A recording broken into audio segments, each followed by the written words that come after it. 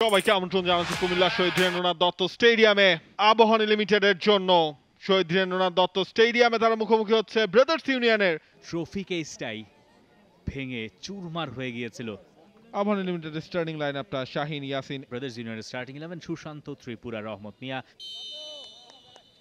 Match শুরুর সংকেত দিয়ে দিয়েছেন দু দলের জার্সির রং। যারা বাংলাদেশের ঘরোয়া ফুটবল দেখেন তাদের কাছে একেবারেই স্পষ্ট।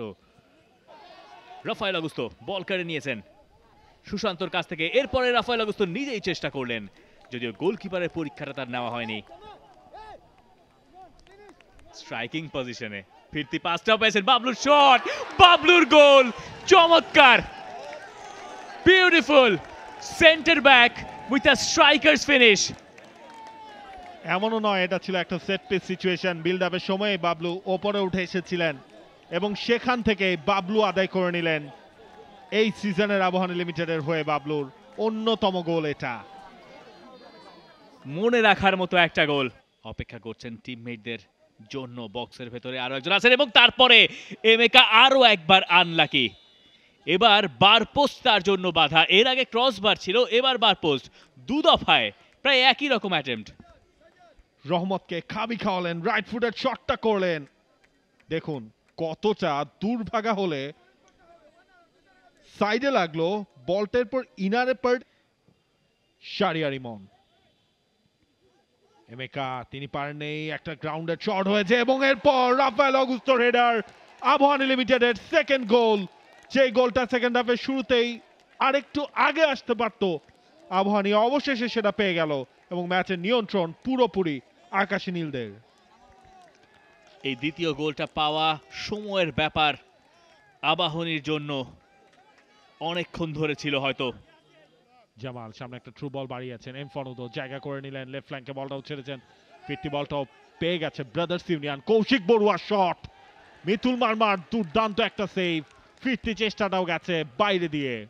ম্যাচে ব্রাদার্স ইউনাইটেডের সবচেয়ে সফল আক্রমণ হওয়ার পথে এটা ছিল, তবে তাদের সৌভাগ্য তার টিকে গেল এবারের মতো। রেফারি অ্যাডভান্টেজ প্লে দিতে চেয়েছিলেন। সাজ্জাদ সেখানে ভিএআর এর সংকেত দিচ্ছিলেন। দুটো ইয়েলো কার্ড ছবি দেখা গেল যেখানে সাজ্জাদ দেখাচ্ছিলেন থার্ড আম্পায়ারের মতো করে। যাই হোক, ঘটনার সূত্রপাত এখানে, যখন এমফন উদো বাধা দিলেন রাফায়েল অগুস্টোকে। এবার শাহরিয়ার ইমন কাটব্যাক, এবার আটকাবেন কে? মিরাজুলকে। মিরাজুলকে আর আটকানো গেল না। মিরাজুল করলেন তৃতীয় গোলটা, আর তাতে আরো 3টা পয়েন্ট সুনিশ্চিত হলো আবাহনীর। ইমনের কাটব্যাক, সেখান থেকে মিরাজের গোল। বদলি নেমে মিরাজুলের গোল, সেলিব্রেশন। জামাল, সেই সুযোগ আর হচ্ছে না, তার দলের গোল আর পাওয়া হচ্ছে না। যোগ করার সময়ের একদম শেষে আমরা সম্ভবত এই গোল কিকের মাধ্যমেই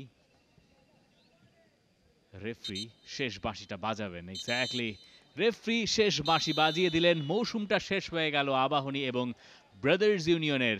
3-0 গোলে জিতল আবাহনী লিমিটেড। আসাদুজ্জামান বাবলু গোলের শুরুটা করেছিলেন, এরপরে রাফায়েল অগুস্তো তিনি ব্যবধান দ্বিগুণ করেন দ্বিতীয়ার্ধের শুরুর 5 মিনিটের ভেতরেই। এই ছিল আমাদের আয়োজন। এতক্ষণ সাথে থাকার জন্য ধন্যবাদ সবাইকে।